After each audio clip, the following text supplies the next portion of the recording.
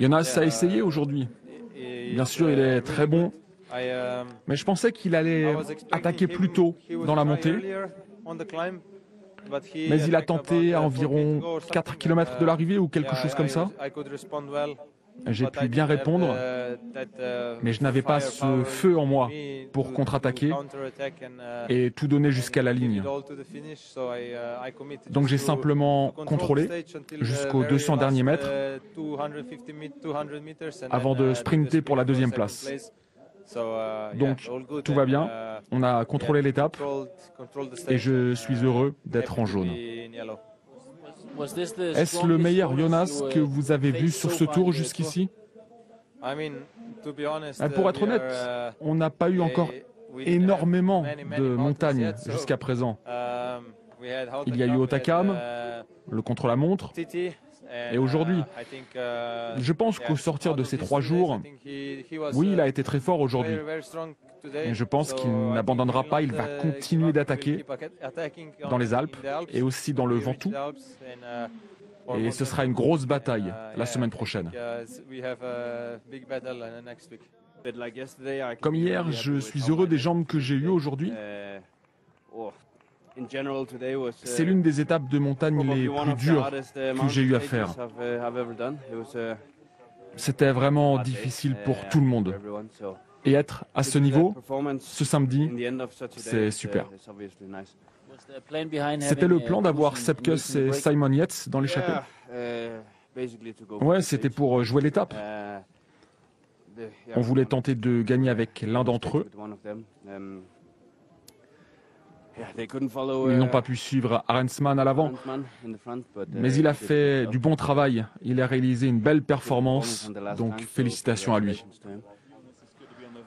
C'est bon aujourd'hui d'avoir été celui qui a attaqué en premier, non? Oui, à vrai dire, je m'attendais à ce que Tadej attaque dans l'ultime montée, parce que les EAE se sont mis à rouler dans la seconde ascension, donc on pensait qu'il le faisait pour aller chercher la victoire. Je pensais donc qu'il allait tenter, puis j'ai réalisé que ce n'était pas le cas. Donc j'ai essayé d'y aller moi-même.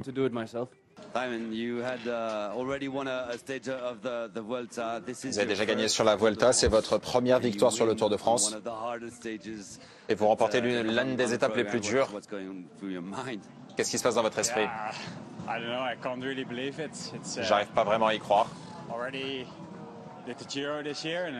J'ai déjà fait le Giro cette année. Je suis tombé malade après le Giro. J'ai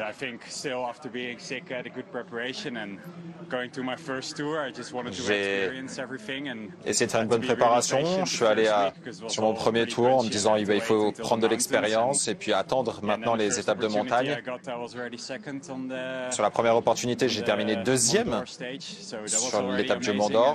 C'était déjà incroyable. Incroyable pour mon premier tour. C'est juste incroyable.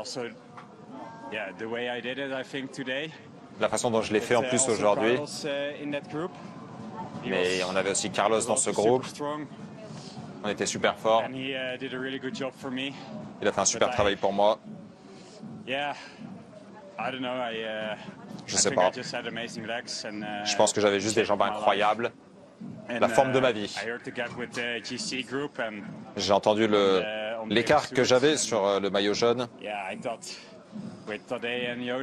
J'ai pensé avec Tadej et Jonas, 3 minutes et demie, c'était pas assez, il fallait que je bouge.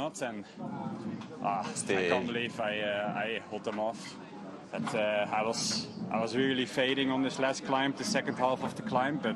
J'ai vraiment eu du mal sur la deuxième partie de cette ascension, mais je pense que tous les spectateurs m'ont donné cet extra de motivation, ce surplus de motivation. C'était votre ambition quand vous êtes arrivé sur les routes de votre premier Tour de France? Non, pas vraiment. Je voulais juste prendre de l'expérience sur la plus grande course du monde. J'ai fait le Giro, la Vuelta, avec des bons résultats au classement général. Mais comme vous avez dit, avec une victoire d'étape aussi sur la Vuelta, j'étais plusieurs fois proche sur le Giro. Mais je voulais absolument expérimenter la plus grande course du monde, gagner sur mon premier tour de cette façon, c'est juste incroyable, complètement fou. On a vraiment beaucoup travaillé. Je pense encore à Ewan et moi, on était en salle là-dessus. Christian qui était dans ses stages, Raoul pareil, tous les coureurs, Clément Venturini, Mathieu Suber, on a tous bossé comme... je vais pas dire les mots, mais on a beaucoup bossé. Et donc le travail paye, donc c'est juste trop bien et on arrive à mentalement rester dedans.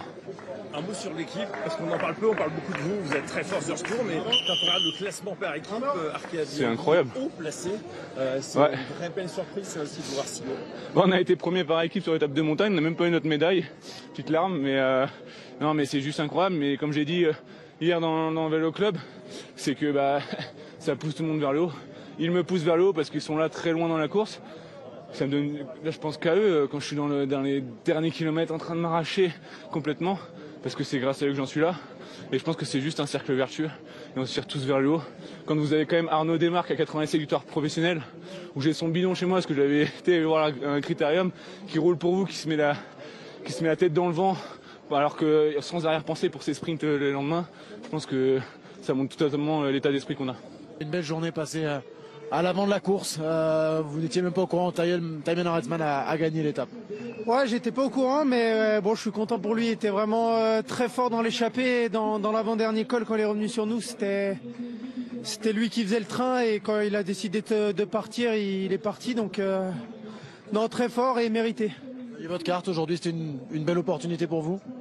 Ouais, un peu comme tous les jours. On est parti dans l'optique d'être dans l'échappée pour servir de relais pour Remco ou alors jouer ma carte personnelle. On a vu que Remco était pas encore dans une très mauvaise journée, donc voilà, j'ai joué ma carte à fond, mais bon, ça n'a pas suffi.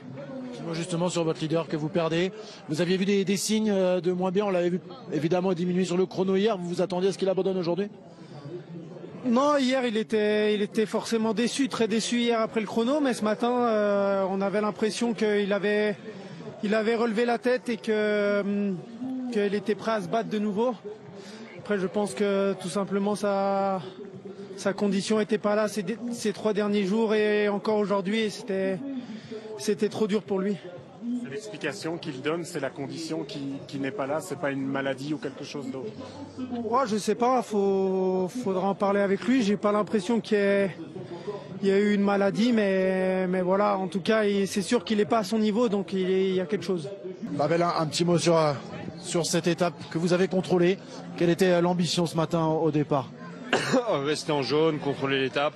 Voilà, si on avait l'opportunité de gagner, on le ferait, mais voilà, sans pression non plus de jouer la gagne. Donc je pense qu'on a fait une très bonne étape, on a contrôlé et tout s'est passé comme on l'avait prévu.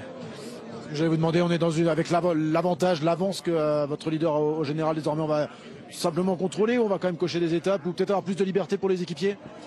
Non, aujourd'hui c'était simplement contrôler l'étape et c'est ce qu'on a fait. Je pense que on n'avait pas de pression, on a une belle marge et voilà, ça a été une étape difficile mais sous contrôle.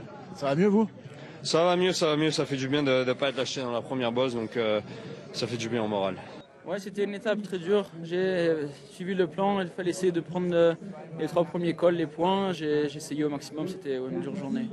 Et pour la prochaine étape de montagne? Ouais, essayer de faire la même chose toujours, récolter un maximum de points et faire comme aujourd'hui.